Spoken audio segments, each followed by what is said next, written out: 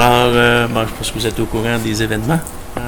L'Hôtel de Ville est perte totale, avec évidemment la salle municipale polyvalente qui servait à plus d'une fonction.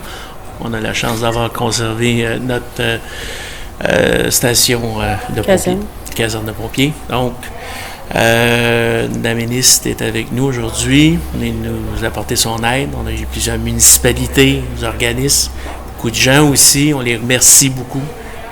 Les citoyens nous ont fait des offres excessivement intéressantes et ils nous amènent leur support. On l'apprécie beaucoup. La chose la plus importante, notre première ressource, les employés sont tous là, indemnes, tous présents et personne de blessé. Les pompiers également. Alors, on va maintenant aller, on essaie d'y aller avec la suite des choses, avec des nouvelles relocalisations pour les bureaux administratifs. Ceci dit, c'est important, Hôtel de Ville, pour les travaux publics, pour la bibliothèque, également pour certains loisirs. Ça fonctionne toujours. Hein? L'Hôtel de Ville, ce n'est pas qu'un seul édifice. Alors, c'est important de le dire. Et, écoutez, je vais remercier Mme Thériault d'être là, vous apporter son support pour l'aide à venir, pour peut-être la suite des choses et qui sait, on va avoir besoin beaucoup d'assistance et d'aide des différents ministères. Oui. Ça, je tiens à dire que dès que j'ai vu les nouvelles ce matin avec l'Hôtel de Ville qui est en train de brûler, la première des choses que j'ai fait, j'ai demandé à mon conseiller politique, M. Pierre-Luc Belrose, de venir voir les élus ici, voir de quelle manière on pouvait les aider, les supporter. Évidemment, vous comprendrez que là, on va passer en mode de reconstruction. On va voir qu'est-ce qui peut être récupéré, mais on comprend tous que quand un hôtel de ville passe au feu, bien, c'est le cœur du village, c'est la vie de village, c'est les archives aussi. Donc, dans l'immédiat, avec la rencontre que j'ai eue avec M. Bromaire, les différents conseillers, la directrice générale de la ville, on va regarder de quelle manière on peut les accompagner. Moi, mon rôle comme ministre responsable de la région, c'est de s'assurer qu'on puisse bien les accompagner dans le cheminement qui va aller vers la reconstruction. On est tous conscients il y a certains délais qu'on est assujettis, les municipalités ne font pas exception à ça non plus. Donc, on va voir pour ne pas pénaliser la municipalité, là, au contraire. Et dans une recherche sommaire, ce qu'on a vu, c'est que c'est arrivé une fois dans l'histoire du Québec un hôtel de ville qui passe au feu, donc perte totale et de la bâtisse et des documents, et c'est Montréal en 1922. Donc, vous comprendrez que nos lois ne sont pas faites pour des exceptions. Donc, de là, l'importance de venir travailler avec M. le Promaire, avec le conseil municipal, la directrice générale, pour veiller à la reconstruction, à l'accompagnement, à la suite des choses. Donc, je leur ai demandé de faire une liste sommaire de ce qu'on a besoin dans l'immédiat.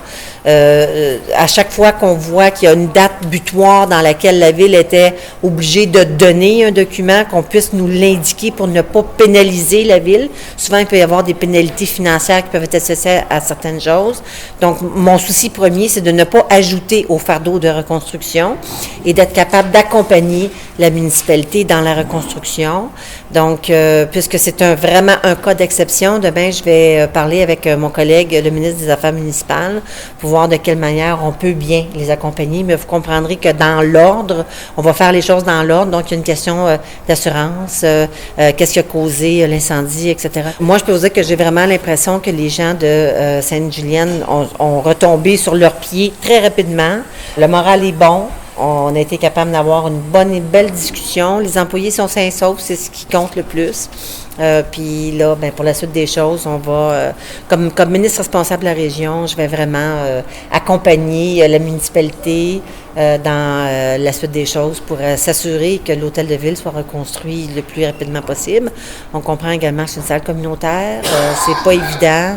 Les archives, c'est comme, il faut penser à tout. Il n'y a plus de salle pour le conseil non plus. C'est pas évident. Donc, merci aux gens de Sainte-Julienne qui ont offert l'aide à la municipalité, que ce soit des locaux pour tenir les réunions ou autres, mais on comprend aussi qu'il va falloir faire en sorte, pour la suite des choses, qu'on puisse accompagner rapidement la municipalité, parce qu'on sait qu'un hôtel de ville, c'est le cœur.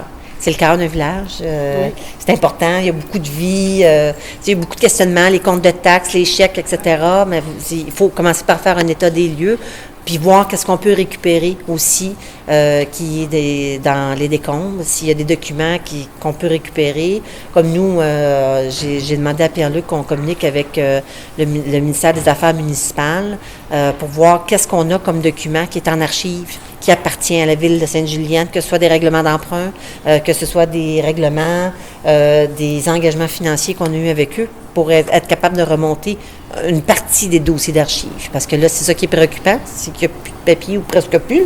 Fait qu'on va voir qu'est-ce qu'on est capable de récupérer, puis la suite des choses, vous risquez de nous revoir souvent dans la région. Bonne chance aux gens de Sainte-Julienne. J'ai confiance en vous. On va vous accompagner. Merci beaucoup. Merci. Merci. Merci. Non, je sais pas. De tout cœur, on est avec vous. Merci. Merci. Merci.